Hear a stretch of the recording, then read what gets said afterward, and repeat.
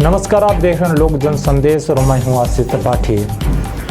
पेश हैं उत्तर प्रदेश की अभी तक की बड़ी खबरें। उपासना स्थल कानून जो ज्ञानवापी केस में बन सकता है फैसले का आधार। ज्ञानवापी मस्जिद में सर्वे और वीडियोग्राफी का काम शुरू हो चुका है। सुप्रीम कोर्ट के आदेश के बाद सर्वेक्षण टीम दोबारा से सर्वे का काम शुरू किया है। शांति व्यवस्था बनाए रखने के लिए मौके पर सुरक्षा बलों की तैनाती की गई है, लेकिन इस पूरे प्रकरण में एक कानून की भूमिका बहुत बड़ी हो सकती है। वह है उपासना स्थल विशेष उपबंध अधिनियम 1991।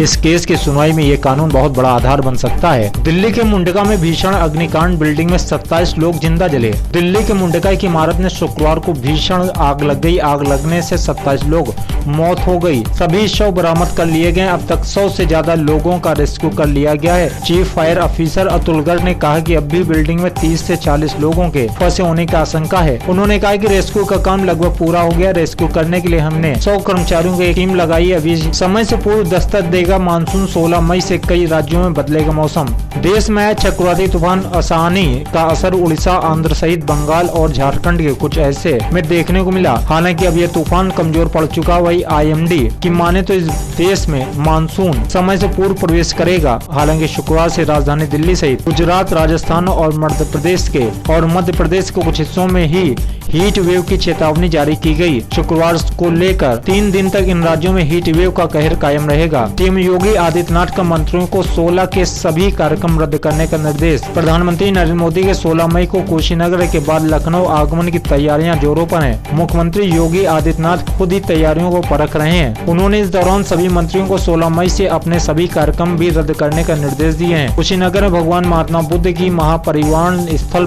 का दर्शन करने के बाद प्रधानमंत्री नरेंद्र मोदी लखनऊ पहुंचे। लखनऊ में उनका प्रदेश के योगी आदित्यनाथ सरकार के मंत्रियों के साथ बैठक के साथ ही भोजन का भी कार्यक्रम है। इसी को देखते हुए आज मुख्यमंत्री योगी आदित्यनाथ ने सभी मंत्रियों को 16 मई के अपने सारे कार्यक्रम को रद्द करने के निर्देश दिए हैं। अमेठी के छात्रों को इसरो ले जाएंगी केंद्रीय मंत्री स्मृति ईरानी। केंद्रीय मंत्री सांसद स्मृति ईरानी अमेठी के एक छात्रों को 10 जून को अपने साथ बेंगलोर स्थित इसरो ले जाएंगी। बीते 9 मई को अमेठी दौरे पर आई सांसद स्मृति ईरानी ने गौरीगंज के जयपुरिया स्कूल में टैबलेट वितरण कार्यक्रम में भरे मन से जगदीशपुर स्थित संजय गांधी पॉलिटेक्निक में पढ़ने वाली इलेक्ट्रॉनिक इंजीनियरिंग फाइनल ईयर की छात्रा नीलू मौर्य को इसरो ले जाने का वादा किया था। छात्रा के इसरो जाने पर परिजनों के अलावा विद्यालय प्रशासन में खुशी की लहर है। उत्तर प्रदेश में 16 गुना तक बढ़ गया बुलडोजर का कारोबार। 4 साल में हुई के रिकॉर्ड तोड़ बिक्री।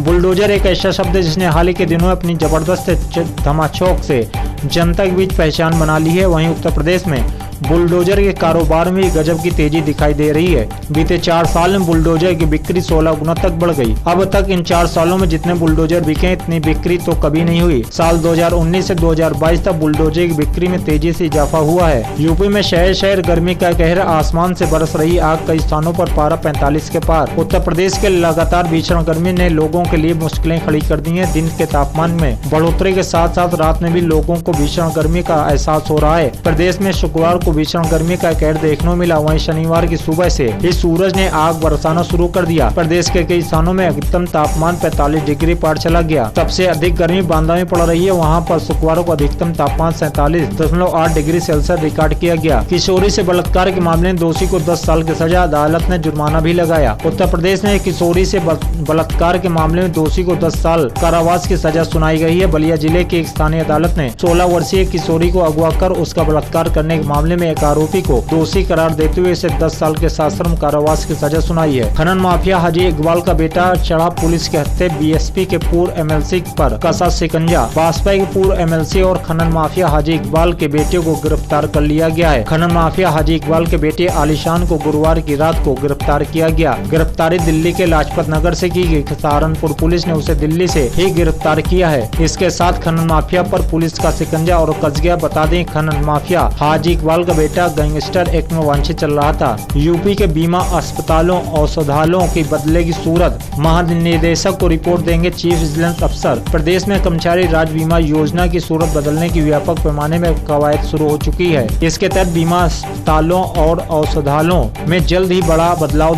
किया जाएगा। इसके लिए केंद्रीय श्रम सचिव ने पहले ही पहल की है। उनके निर्देशन पर ही चीफ विजिलेंस अफसर मनोज कुमार सिंह ने शुक्रवार को दूसरे दिन भी पांडु नगर बीमा अस्पताल गए। उसके बाद जाजमऊ बीमा अस्पताल जाकर वहां की कार्य प्रणाली से अवगत हुए। ज्ञानवापी को साक्षी महाराज ने शिव का स्थान बताया। कहा, कुरान व इस्लाम में कहीं नहीं है शब्द। वाराणसी में ज्ञानवापी मस्जिद में सर्वे के बीच में उन्नाव से भाजपा सांसद साक्षी महाराज का बड़ा बयान सामने आया है। उन्होंने ज्ञानवापी शब्द का अर्थ बताया और इस शब्द का कुरान और इस्लाम में कहीं भी नहीं होने की बात कही। उन्होंने इस स्थान को भगवान शिव का बताया है। उन्नाव में आगरा लखनऊ एक्सप्रेसवे पर बड़ा हादसा हुआ। बिहार से दिल्ली जा रही बस पलटने से 25 यात्री जख्मी हो गए। उन्नाव में आगरा लखनऊ एक्सप्रेसवे पर औरास क्षेत्र में प्राइवेट बस अनियंत्रित होकर पलट गई। हादसे में बस में सवार 25 से ज्यादा यात्री घायल हो गए। निजी बस में सवार यात्री बिहार से दिल्ली जा रहे थे। एक्सप्रेसवे पर औरास क्षेत्र में शनिवार सुबह एक तेज रफ्तार बस डिवाइडर से टकरा कर अनियंत्रित होकर पलट गई। बस पलटते ही वहाँ चीख पुकार मच गई। बच्चों, महिलाओं, युवा व बुजुर्ग समेत 70 लोगों से भरी बस में कोहराम मच गया।